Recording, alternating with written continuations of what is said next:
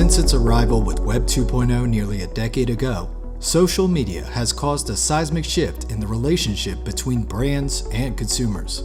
Because people from remote geographic regions can now communicate in ways they never could before, consumers would get an open public forum to convey their opinions in real time. Whether it be criticism or praise, their voices resonate with other like-minded users. Of the 7.6 billion people on the planet, nearly 3.5 billion of them are active social media users. So they have the strength in numbers to impact brands and force change. The impact of social media has taken the power and control out of the hand of brand owners and put it in the hands of the consumers and crowd cultures they've created, which is revolutionizing word-of-mouth marketing, making way for cultural branding. The consumers have decided they will no longer sit at the bottom of the sales funnel to be spoon-fed one-way branded content and communications, but instead are creating and sharing content via social networking sites, blogs, and wikis. But social media also presents new opportunities for brands to listen and energize the groundswell, shifting their word-of-mouth marketing approach to a more collaborative, multi-person conversation that can foster working relationships with consumers. They can better understand their customers, their needs, and their dissatisfactions to build trust and loyalty. This type of word-of-mouth marketing is risky for brands and requires transparency and authenticity, which can be advantageous for brands if executed properly or devastating if not. And with the 3.5 billion active social media users, there are far more mouths to consider when brands communicate. As we've seen in social media, it is proven to be a launchpad for some brands and a graveyard for others. In this presentation, we'll look at examples that demonstrate this new relationship between brands and consumers that has been shaped by social media. First, let's look at how a single tweet can become one of the most extraordinary internet outrage cycles in recent memory. Example number 1, United Airlines.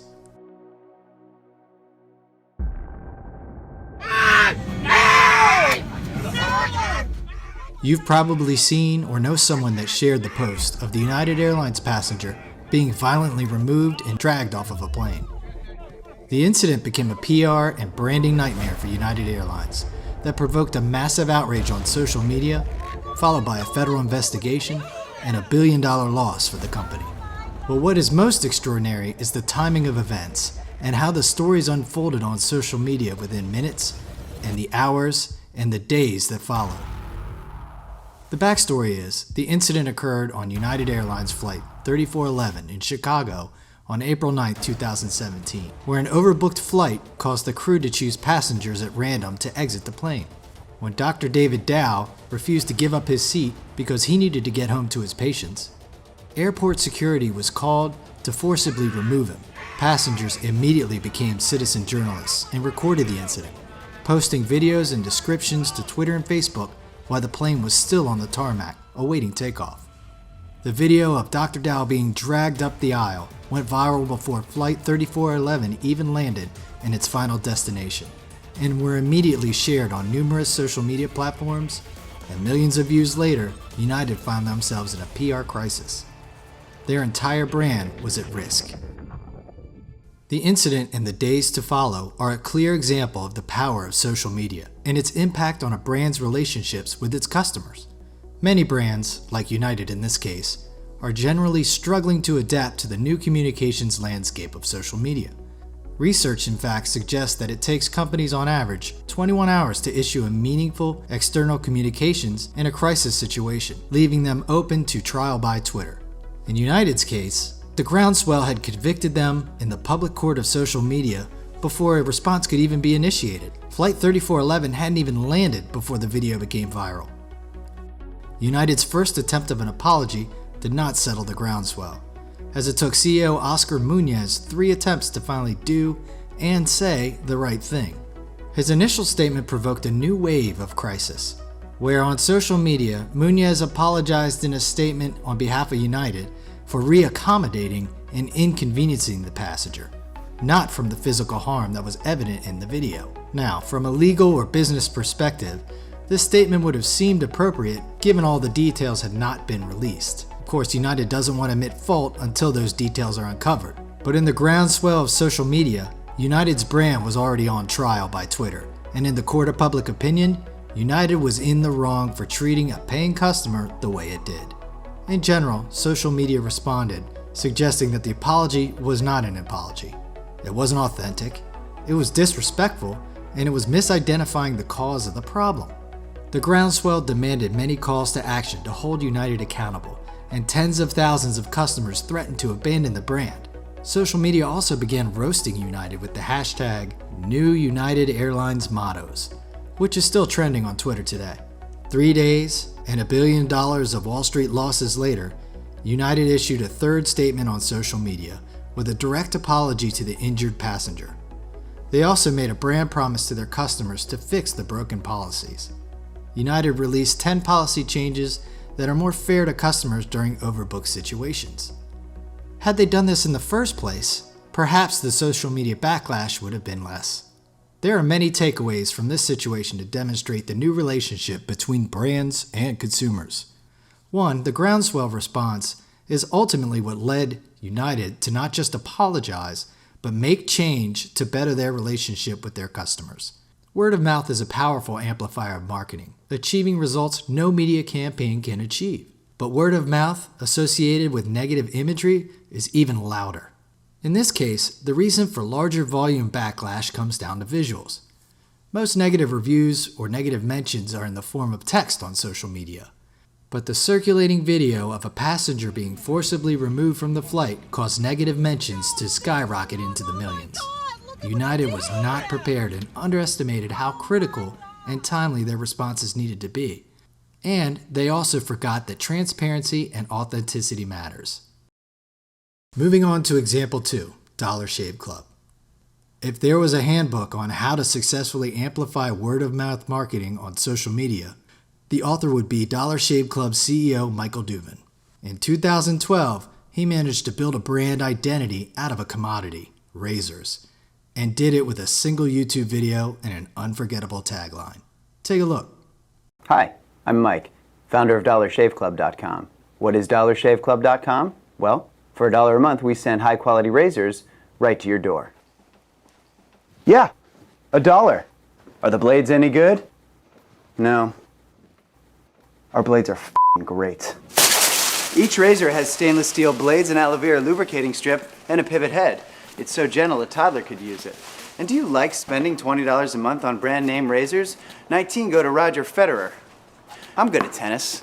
And do you think your razor needs a vibrating handle, a flashlight, a back scratcher, and 10 blades? Your handsome-ass grandfather had 1 blade and polio. Looking good, pop-up! Stop paying for shave tech you don't need. And stop forgetting to buy your blades every month. Alejandro and I are going to ship them right to you.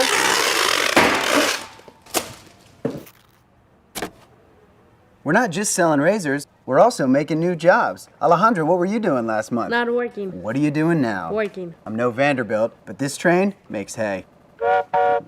So stop forgetting to buy your blades every month and start deciding where you're going to stack all those dollar bills I'm saving you. We are DollarShaveClub.com, and the party is on.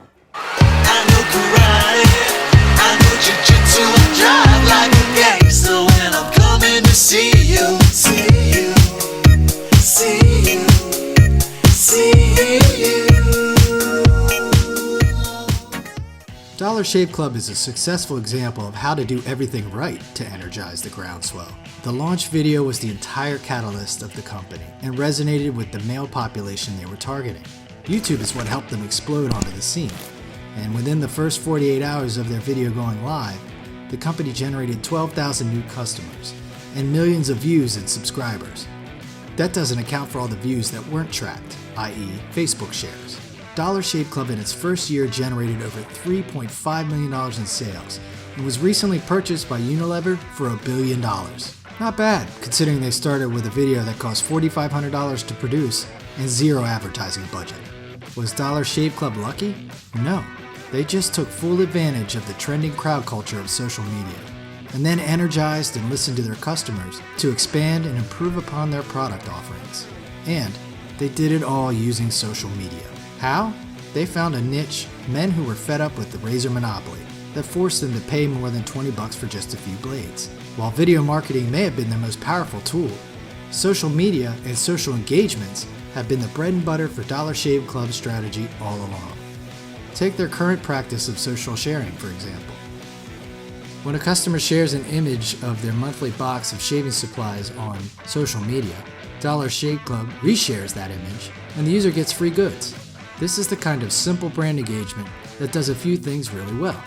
This social engagement and sharing approach is great for staying involved with the community and fostering and growing relationships, turning them from customers into brand advocates. Also, Dollar Shave Club makes it a point to answer every question that a consumer puts in their comments. This communication is key for any brand, not just Dollar Shave Club, to building a community and brand followers. Dollar Shave Club isn't just another razor company. It's a brand with a distinct humor, culture, and lifestyle that has created an amazing platform for storytelling without traditional branded content. Most importantly, they listen and engage with their customers, and they are able to make deep emotional connections, and they create their own crowd culture, cultivating brand advocates all through social media. In conclusion, the relationship between brands and consumers will continue to evolve, which is revolutionizing word-of-mouth marketing and cultural branding. And as brand managers, we must continue to engage with our customers if we expect to stay relevant.